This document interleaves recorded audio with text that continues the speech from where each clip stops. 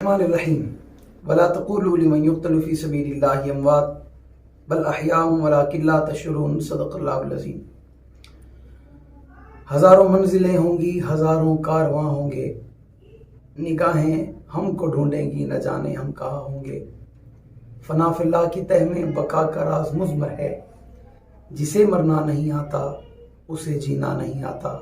آج 6 اکتوبر سن 2021 کی اس تاریخ میں جس شہید کی یاد کے لیے اور جس کے تذکرے کے لیے حاضری کا شرف حاصل کر رہا ہوں، وہ کوئی تعارف کا محتاج نہیں۔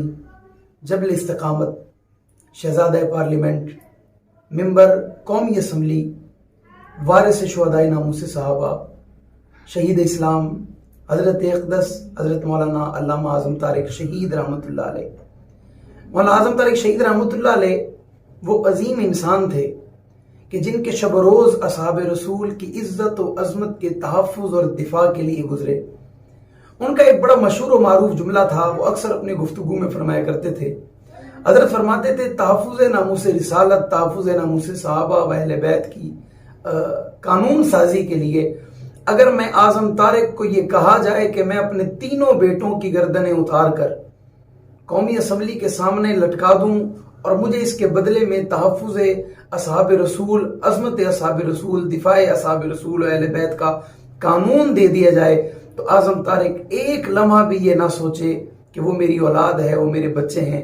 وہ اصحاب رسول کا دیوانہ تھا، اصحاب رسول کا پروانہ تھا۔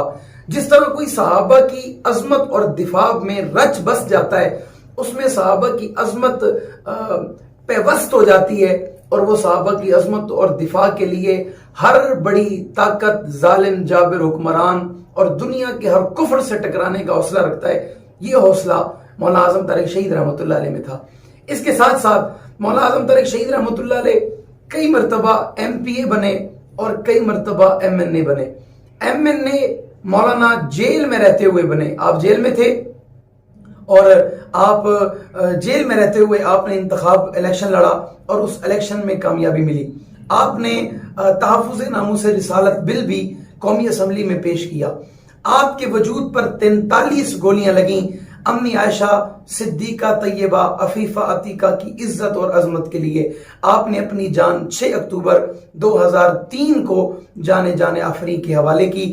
آج حاضری کا مقصد یہ ہے کہ ہمیں اپنے اندر وہی اعظم طارق کا جذبہ، وہ جنون اور وہ جذبات زندہ کرنے کی ضرورت ہے۔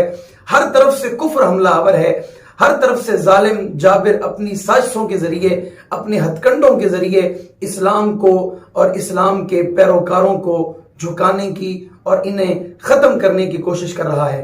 ہمیں آج پھر اعظم طارق کے اسی عزم کی ضرورت ہے کہ خدا کے سوا کسی اور کا خوف اپنے دل میں رکھنا شرک سمجھتا ہوں۔ جس دن ہمارا یہ ایمان بن گیا، اس دن انشاءاللہ العزیز دنیا کا کوئی ایسا مسلمان اور مومن نہیں ہوگا کہ جو کسی ظالم جابر سے ڈر جائے۔ حق بات پہ کٹتی ہے، کٹ جائے زباں میری، اظہار کرے گا جو ٹپکے گا لہو میرا۔ فنا فی اللہ کی تہ میں بقا کا راز مضمر ہے، جسے مرنا نہیں آتا اسے جینا نہیں آتا۔ ارادے جن کے پختہ ہوں، نظر جن کی خدا پر ہو، تلا تم خیز موجوں سے وہ گھبرا یا نہیں کرتے۔ السلام علیکم ورحمۃ اللہ وبرکاتہ۔